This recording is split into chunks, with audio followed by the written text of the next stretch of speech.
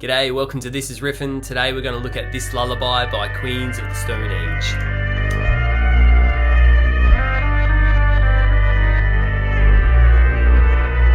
Before we get into this, I'm just going to mention two things that will probably help you play this song a bit easier.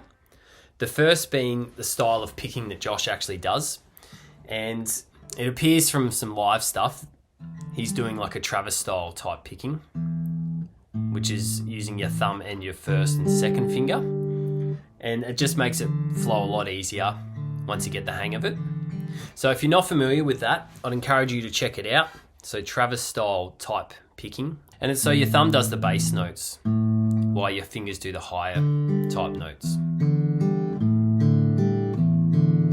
But as I mentioned, you don't have to do it for this, but it will help you in the long run. The second one being bar chords.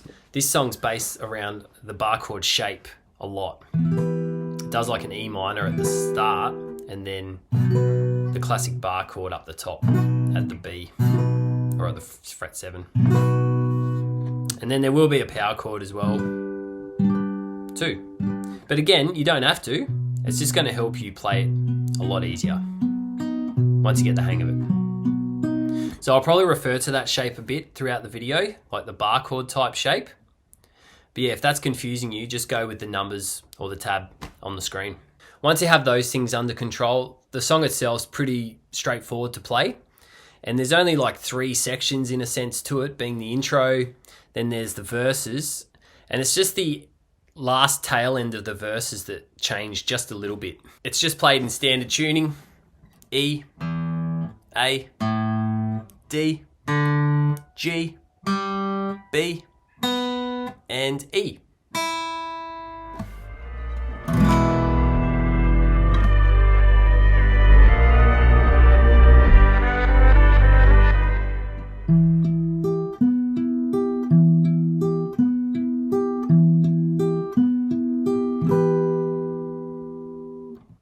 So the intro just uses the bar chord type shape at fret 7 on the A string, which is like an E minor. And I'm going to do that while doing the Travis style picking, just because it's just way easier for me to do it that way. So yeah, if you can't do that, just follow the tab on the screen, whichever way you please. So 7, 9, 8, followed by 9, 9, 8. So 7 and 9 are alternating on the A and D while you're doing the 9 on the G and 8 on the B after each of those notes. So 7, 9, 7 on A, 9 on D. So you do that a few times and then you strum the chord itself, which is why it'd be a good idea to get that bar chord type shape down. So yeah, just practicing that over and over would be a good idea to get into the flow. And there's the intro.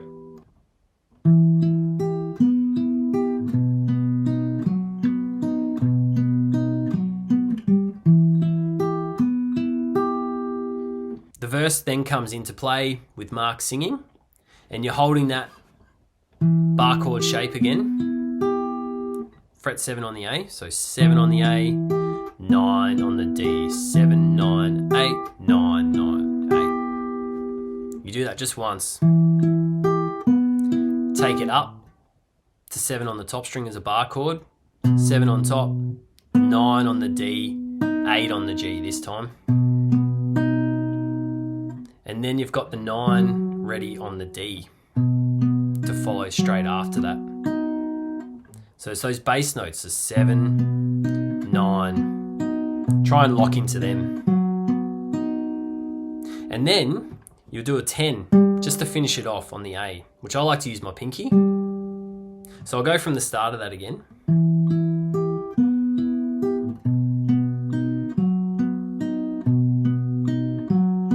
Pinky, and then back to that E minor type shape.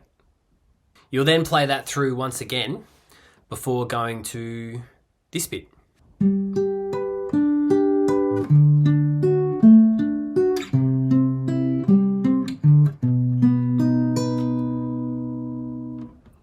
bit here, it works from a power chord at fret 10 on the A.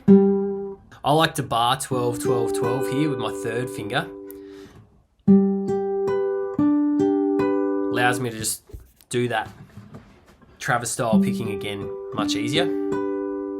So yeah, 10 on A, 12, 12 on the G and B, then 12 on the D, 12, 12 on the G and B.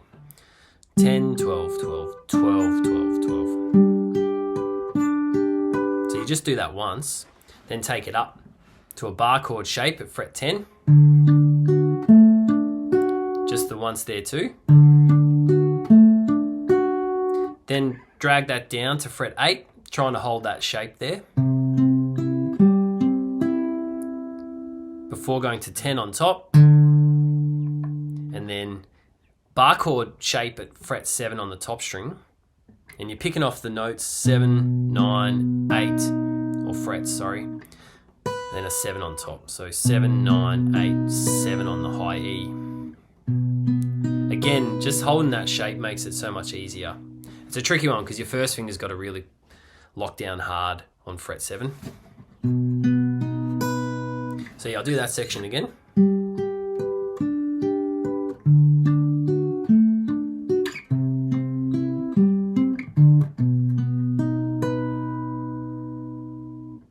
So the start of the verse,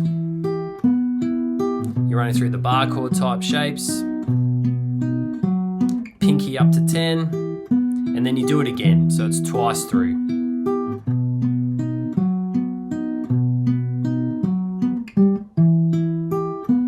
Up to the 10 is a power chord, up to 10 is a bar chord, 8,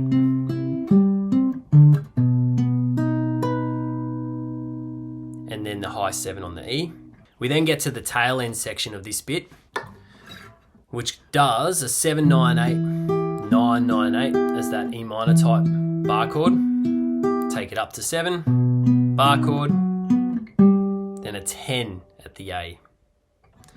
Followed by this little outro bit.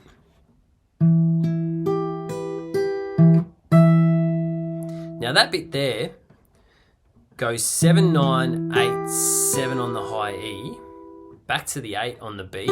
So I'm just holding that E minor shape again. You play the 7 once on the A, followed by a big stretch to fret 12 on the high E string. And so if you're unable to do that, don't worry too much about adding the pinky in. It sounds like Josh does that in the album version.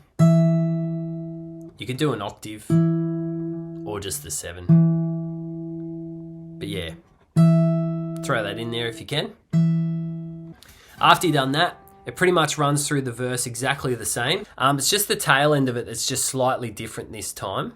You're still going to be doing that big stretch, 7 to 12. It's just how you get to there is just slightly different to the previous time. So I'll run through this part for you.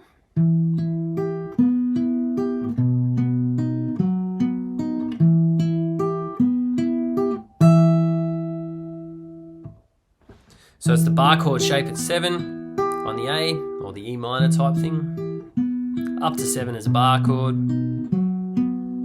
Back down to 7 on the A string, so that bar chord shape. So that's a quick sort of movement there.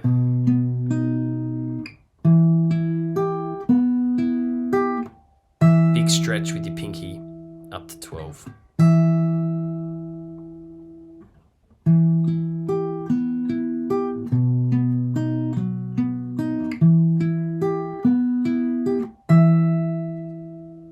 So there we have it. Any questions, just leave a comment below and I'll catch you soon. Bye.